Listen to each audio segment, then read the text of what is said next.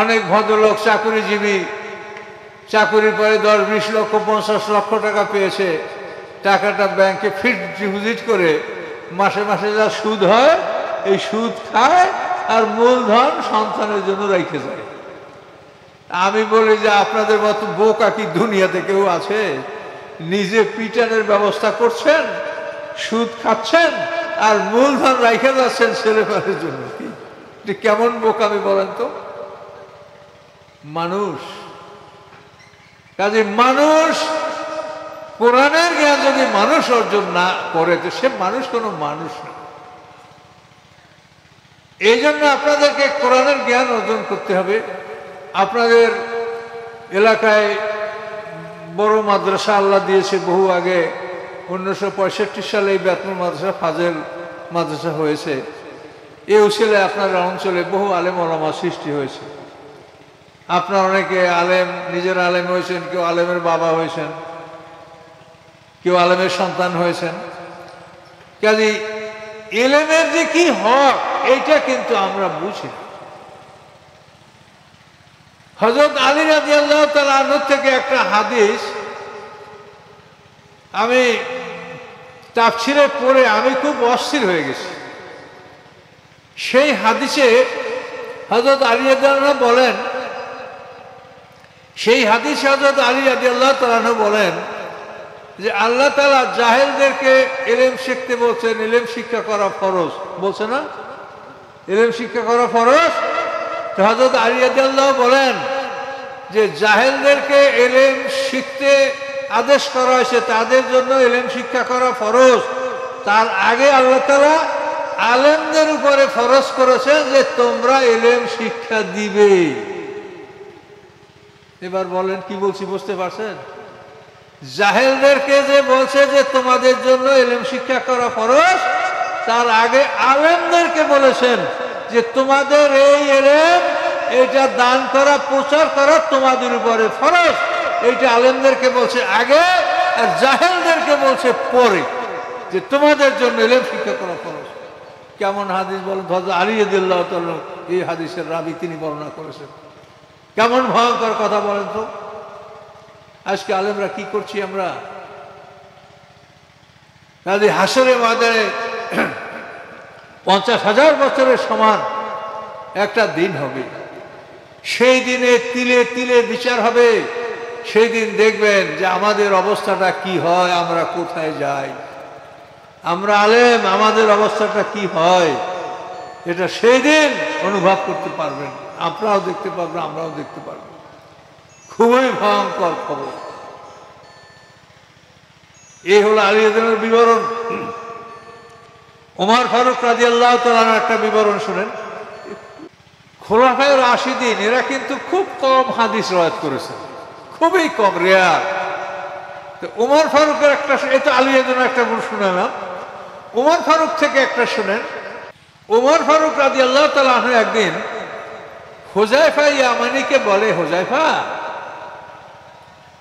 আল্লাহ রসুল তোমাকে বিশ্বাস করে, তুমি আল্লাহ রসুলের রাজদান, তার মনের কথা তুমি জানো।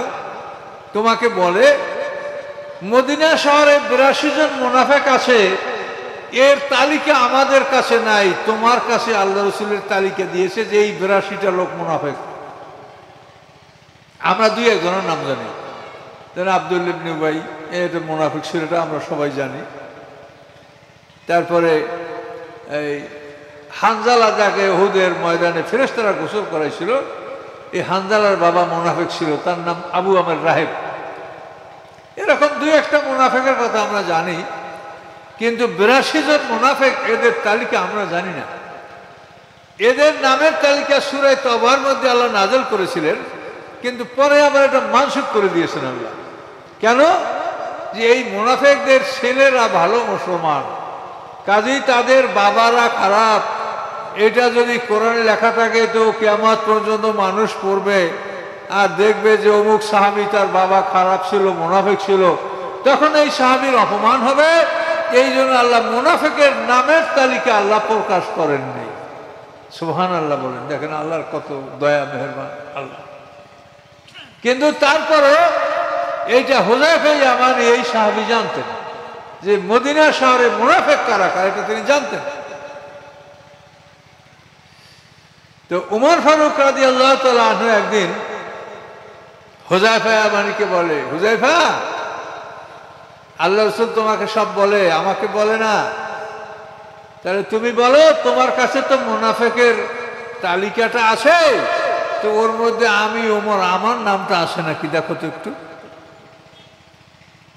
কি বলবেন আপনি ভাবিয়ে দেখেন, কি বলবেন, কি বল, আমি তো অস্থির হয়ে গেছি যে উমর ফারুক বেহেশতের রকম, সে দুনিয়াতে জান্নাতের সুসংবাদ পেয়েছে, সে আল্লাহর রসুলের শ্বশুর, তার ব্যাপারে আল্লাহর রসুল বলেছেন যে আমার পরে কোনো মানুষকে আল্লাহ মুমিন বানালে, নবী বানালে উমর ফারুককে আল্লাহ তাআলা নবুয়ত দান করতেন।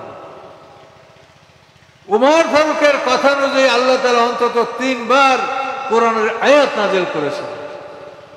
যেভাবে উমর ফারুক মনোভাব প্রকাশ করেছেন সেভাবেই আল্লাহ তাআলা কোরআনের আয়াত নাযিল করেছেন।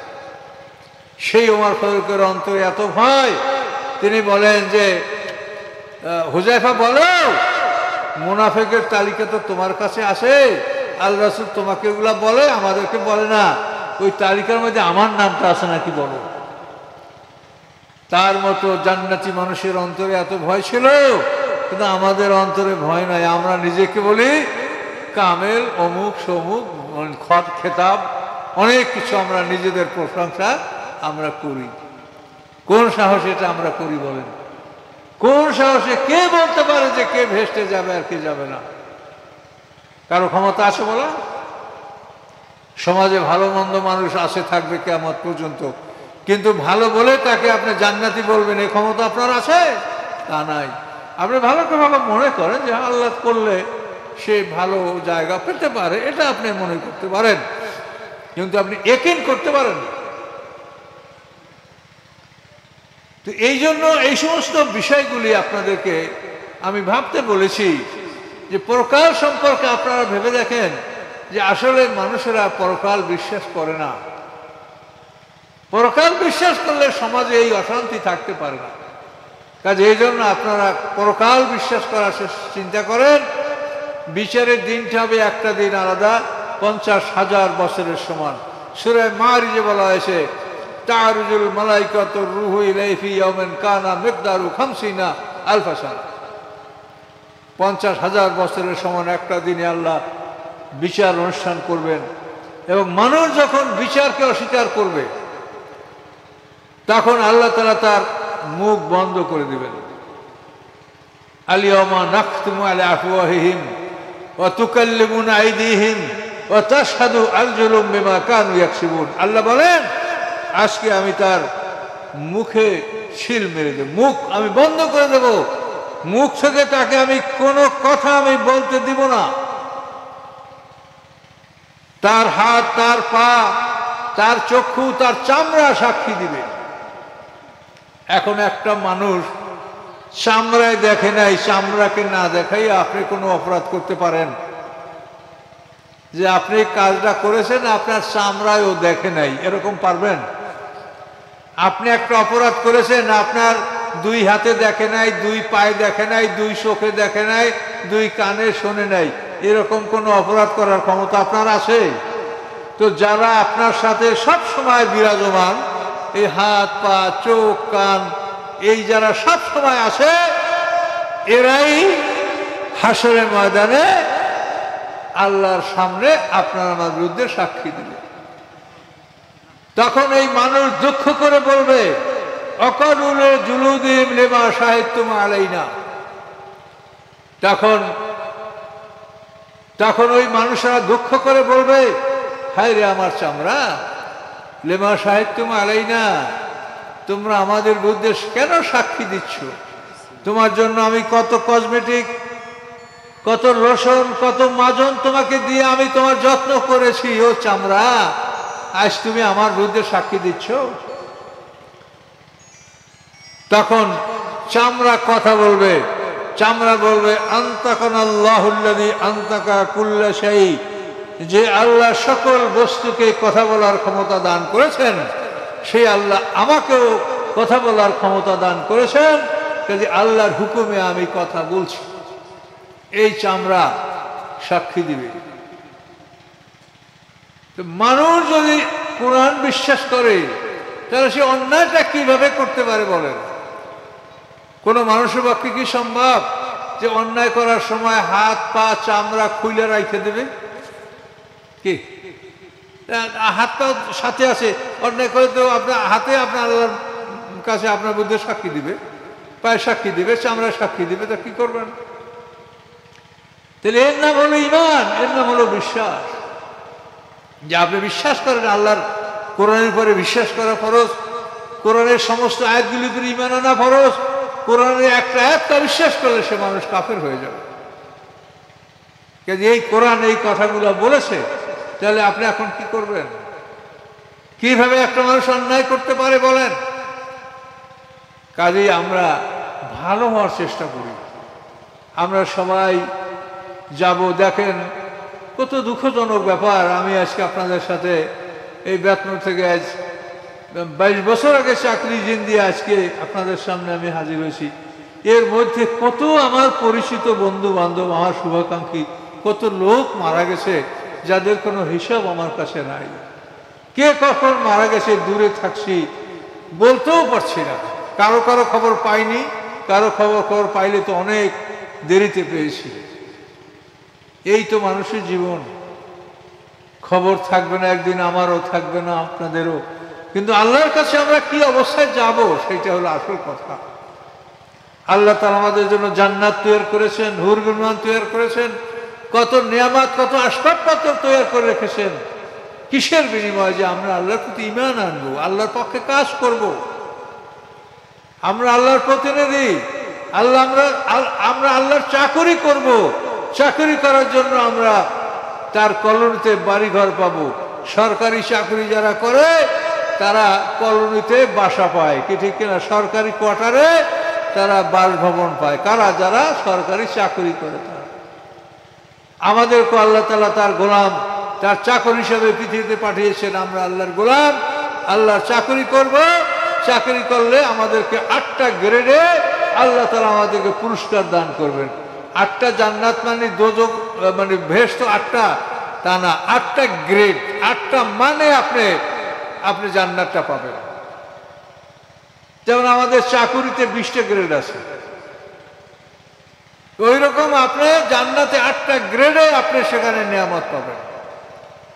এই জান্নাত আমাদের জন্য প্রস্তুত রাখা হয়েছে, আমরা আল্লাহর চাকরি করব। কিন্তু আমরা এগুলা বুঝি না। আমাদের মাতৃভাষা বাংলা, কোরআন আমরা বুঝি না। কিন্তু এই কোরআন যারা বোঝে তারা তো কোরআনের সঠিক কথাগুলো বলবে। কিন্তু এটাও একটা ব্যবসায় পরিণত হয়েছে।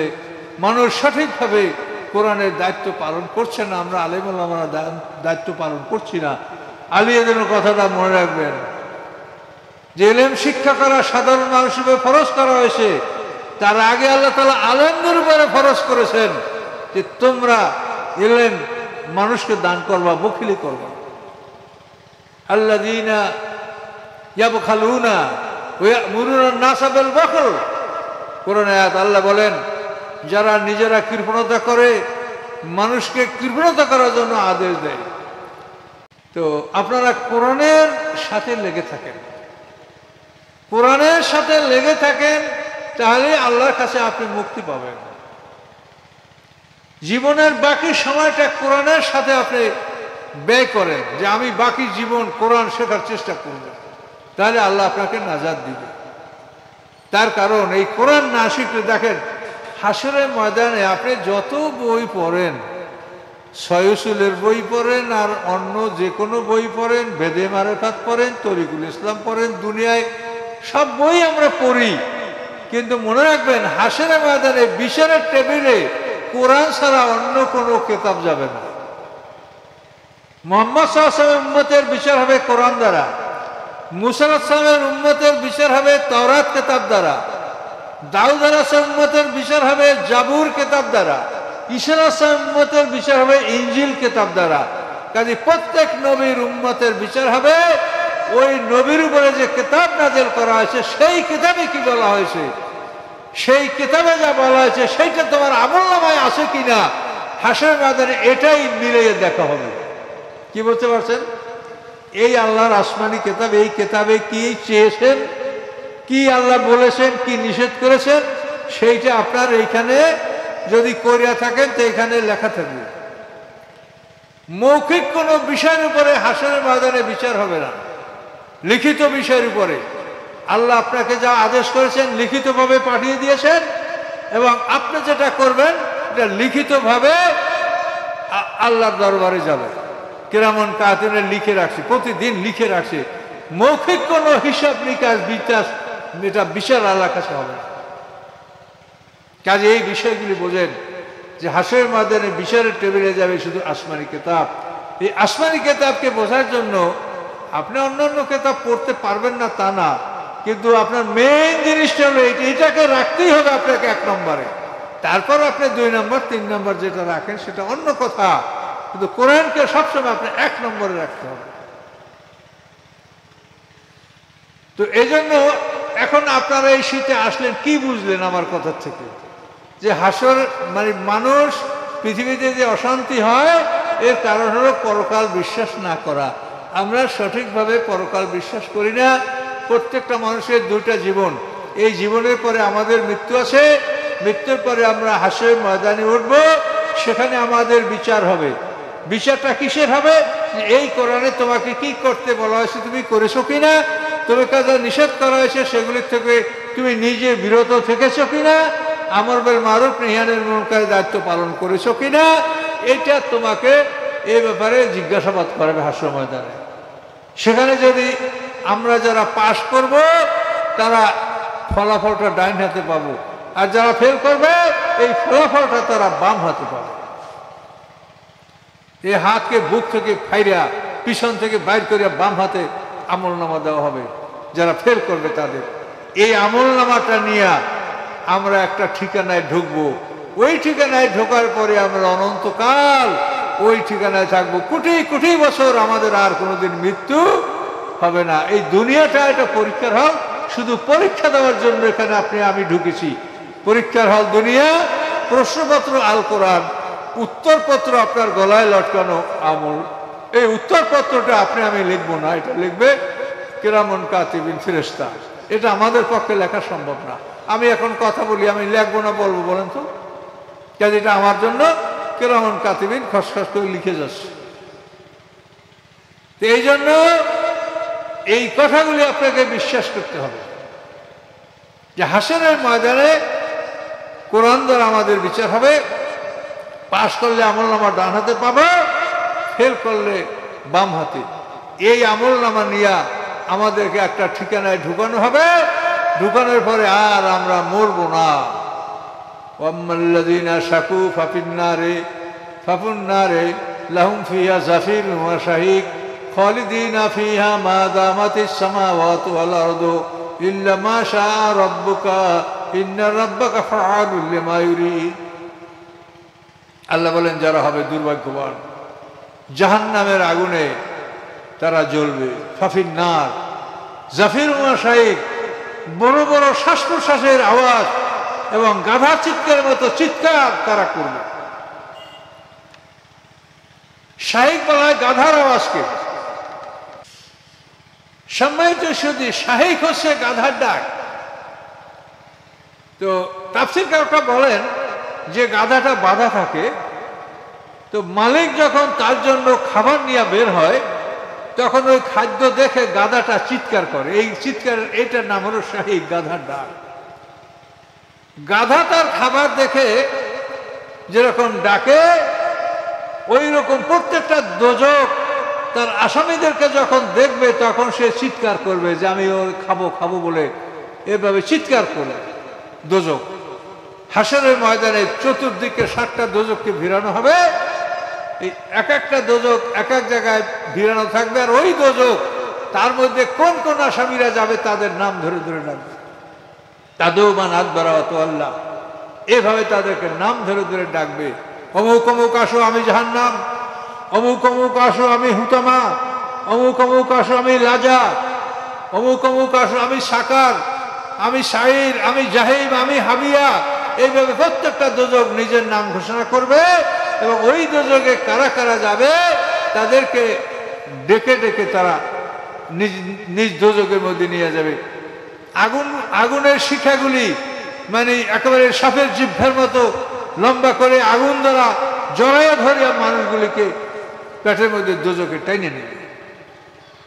এভাবে হাসরের ময়দানের পরিস্থিতিগুলি আল্লাহ তাআলা কোরআন পাকে বলেছেন। কাজে আমরা মানুষ, আমাদের এই ভয়ঙ্কর অবস্থা আমাদের জীবনের সামনে আছে। আল্লাহ তাআলা যেমন কাজ করতে বলেছেন তেমন পুরস্কারও সেই রকম ঘোষণা করেছেন। ভয়ঙ্কর পুরস্কার, এই পুরস্কার পৃথিবীর কোনো মানুষ কেউ কাউকে দিতে পারবে না।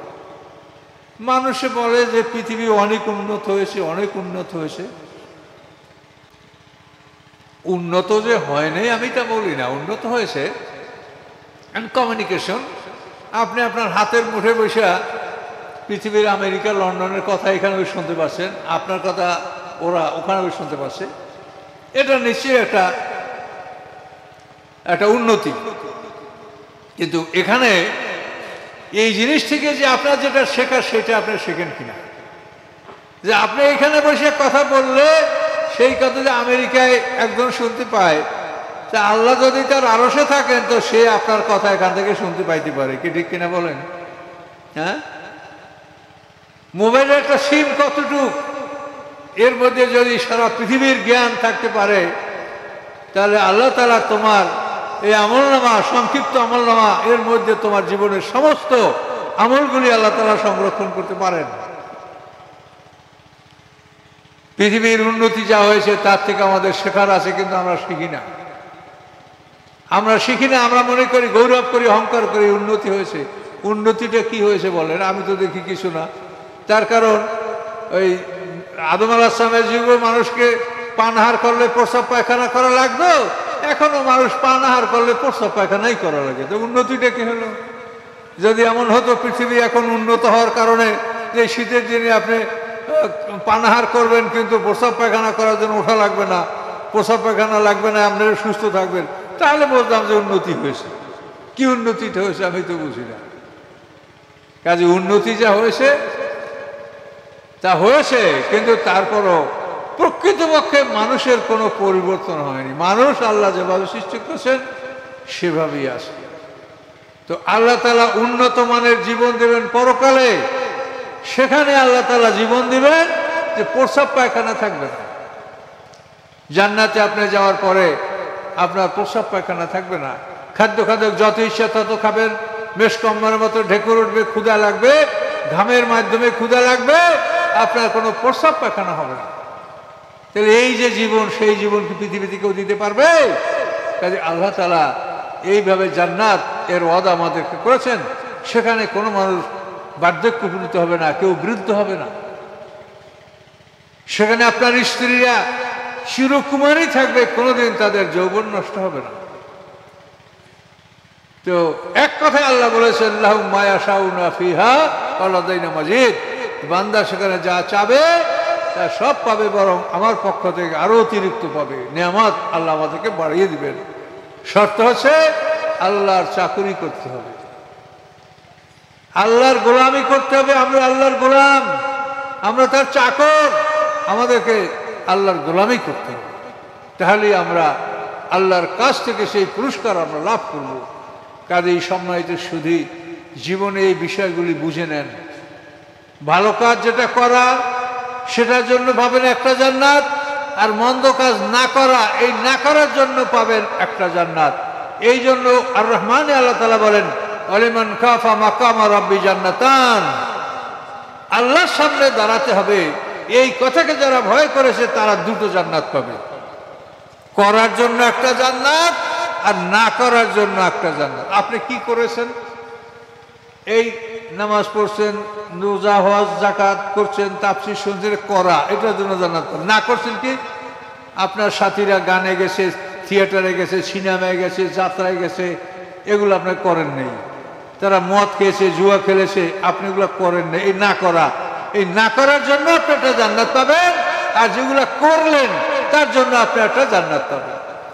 এই জন্য আল্লাহ তাআলা আর রহমানের মধ্যে আল্লাহ বলেন ওয়ালিমান খাফা মাকামা রাব্বি জান্নাতান, ফাবিআইয়ি আলাኢ রাব্বিকুমা তুকাযযিবান। আল্লাহ বলেন রবের সামনে দাঁড়াতে হবে, এই কথাকে যারা ভয় করেছে তারা দুটি জান্নাত পাবে। জান্নাতান, করার জন্য একটা জান্নাত আর না করার জন্য আর একটা জান্নাত। এভাবে আল্লাহ তাআলা দুটি জান্নাতের ওয়াদা আমাদের সাথে করেছেন। কাজেই আমরা কোরআন অনুযায়ী আমরা আমাদের জীবন গড়ব এবং সেইভাবে চলার চেষ্টা করব, এটা আমাদের জীবনের কাজ। কাজে এই জন্য আপনারা সতর্ক থাকেন। একদিনের তাফসিরে কি বলা যাবে বলেন, তারপরও যা সম্ভব আপনারা মোটামুটি ধারণা নেন যে আমাদের সামনে একটা জীবন আছে, সেই জীবনটা অনন্তকাল। এই পৃথিবী পরীক্ষার হল, এখানে আমরা পরীক্ষা দেওয়ার জন্য ঢুকছি। পরীক্ষা হয়ে যাবে, হল থেকে আমাদেরকে বাইর করে দেবে। সবার পরীক্ষা হয়ে যাবে, পরীক্ষার হলটাকে ভেঙে গুঁড়ো গুঁড়ো করে দেওয়া হবে। এটার নাম কিয়ামত। এই সমগ্র পৃথিবী ধ্বংস করে দেওয়া হবে। ইসরাফিলের সিংহার ফুৎকার 40 বছর স্থায়ী থাকবে। প্রথম সিংহার ফুৎকার 40 বছর, তারপরে মাঝখানে বিরতি 40 বছর, দ্বিতীয় সিংহার ফুৎকার 40 বছর। এই 3 40 120 বছরে হাসের ময়দানে আমরা উঠব। পৃথিবী ধ্বংস এবং পুনরায় সৃষ্টি, এতে 120 বছর সময় আল্লাহ নেবেন। খুব বিশাল আলোচনা। এই একদিনে যদি এগুলা এলোমেলো করিতে হবে না। কোরআনের কথা অনেক সময়ের প্রয়োজন। আল্লাহ রসুল 23 বছর বসে কোরআন সাহাবীদেরকে বুঝিয়েছেন, 23 বছর বসে বুঝিয়েছেন। তা আমাদের সময় লাগবে না? তারা তো মানে ওস্তাদও মাতৃভাষা আরবি আর ছাত্রেরও মাতৃভাষা আরবি, আর আমরাও বাঙালি, আপনারাও বাঙালি, আমারও তো আরো বেশি সময় লাগার দরকার। এই জন্য কোরআন বুঝতে অনেক সময় লাগবে। এই জন্য আমি আলোচনা করলে কিছু হবে না। আমি একটাই কথা বললাম যে পরকালকে আপনি সঠিকভাবে বিশ্বাস করেন, যে পরকাল আছেই আছে। চুরি করলে আমার ইয়াগলু লিয়াতে বেমা গাল্লা ইয়াউমাল কিয়ামা, যারা চুরি করবে তারা চোরামাল হাসরের ময়দানে নিয়ে উঠবে। কি ভয়ঙ্কর কথা! কাজে এই জন্য আমরা ভালো কাজ করি, ভালো পথে থাকি, ভালো পথে চলি। আল্লাহর কথা সত্য, আল্লাহ কখনোই অসত্য কথা বলেন না। তো এই জন্য আমরা হাসরের ময়দানে যখন উঠবো, কোনো একটা মানুষ বাকি থাকবে না। ওয়ালাম নুবাদির মিনহুম আহাদা, আল্লাহ বলেন কোনো একজনও অবশিষ্ট থাকবে না। সবাইকে আল্লাহ তাআলা হাসরের ময়দানে তুলবেন, সব উপস্থিত হবে, কেউ অনুপস্থিত থাকবে না, থাকতে পারবে না। আদম আলাইহিস পিঠ থেকে যাদেরকে বের করা হয়েছে, যাদের থেকে আল্লাহ সাক্ষী নিয়েছেন আলাস্তু বিরাব্বিকুম, তারা সব হাসরের ময়দানে উঠবে, কেউ অনুপস্থিত থাকবে না। কাজে এই জন্য আমরা হাসরের ময়দানে উঠবো। আমরা মৃত থেকে জীবিত হয়েছি এবং আবার মরব, মরে আবারও জীবিত হব। এই জন্য আল্লাহ তাআলা আমাদেরকে মৃত থেকে জীবিত করেছেন। কাইফা তাকফুরুনা বিল্লাহি ওয়া কুনতুম আমওয়াতা, আমরা মরা ছিলাম। এটা কিন্তু ভয়ঙ্কর কথা। আল্লাহ তাআলা আদম আলাইহিস সালামকে মাটির থেকে সৃষ্টি করেছেন, আদমের পাঁজরের হাড্ডি দ্বারা মা হাওয়াকে সৃষ্টি করেছেন। এই আদম হাওয়া এক জোড়া মানুষ সৃষ্টি হওয়ার পরে বাকি মানুষ সব নুতফাতের আমসাস সম্মিলিত বীর্যের মাধ্যমেই আমরা পৃথিবীতে আসছি। কাজে এই সৃষ্টির ধারা এগুলি বুঝতে অনেক সময়ের দরকার। পিতামাতার সম্মিলিত বীর্যে মানুষ জন্মে, তাফসিরে বলা আছে যে মায়ের বীর্য থেকে সন্তানের রক্ত মাংস চুল সৃষ্টি হয় এবং পিতার বীর্য থেকে সন্তানের রগ এবং হাড্ডি সৃষ্টি হয়। এই শক্তিশালী দুইটা বস্তু, রগ এবং হাড্ডি, এটা পিতার বীর্য থেকে সৃষ্টি হয়, মায়ের বীর্য থেকে রক্ত মাংস চুল সৃষ্টি হয়। এই নুতফাতে আমসাস আর সুলালাতে মিন তিন, মাটির নির্যাস। এই মাটির নির্যাস ফেরেশতারা মাতৃগর্ভে এটা মিশিয়ে দেয়। মা যখন গর্ভবতী হয় তখন ওই গর্ভের সন্তান কিভাবে হবে এটা দেখভাল করার জন্য আল্লাহর পক্ষ থেকে একজন ফেরেশতা নিয়োগ দেওয়া হয়। ওই ফেরেশতাই কোন মাটির থেকে এই মানুষের সৃষ্টি হয়েছে, মিনহা খালাকনাকুম ওয়া ফিহা নুঈদুকুম ওয়া মিনহা নুখরিজুকুম তারাতান উখরা, কোন মাটির থেকে সৃষ্টি হয়েছে সেই মাটির থেকে, সেই মাটির নির্যাস এনে সমৃদ্ধ বীজের সাথে যখন মিলিয়ে দেওয়া হয় তখন তার জন্ম প্রক্রিয়াটা অ্যাডভান্স করে, আস্তে আস্তে বাড়তে থাকে। এই কথাগুলি সব কোরআনে বলা আছে, এমন কিছু নাই যে কোরআনে বলা নাই। কিন্তু এগুলি এলোমেলো করলে আমরা বুঝতে আপনারা পারবেন না, একদিনে অনেক কিছু বোঝানো সম্ভব না। তো আমি আর কথা বাড়াবো না। যদি আপনারা কেউ তাফসীর নেন তাহলে বললে, আমার গাড়ির মধ্যে বই আছে, আমার সাথে লোক আছে, আমার ছেলে আছে, ড্রাইভার আছে, তো আপনার দিবে। যদি কেউ তাফসীর নিতে চান নিতে পারবেন, আর না নিলেও কোনো সমস্যা নাই। ইনশাল্লাহ হয়তো আজ নারায়ণ কোনো একদিন নেবেন, বা এটা আস্তে আস্তে দুনিয়াতে ছড়াবে। তো আমি এখন দোয়া করব।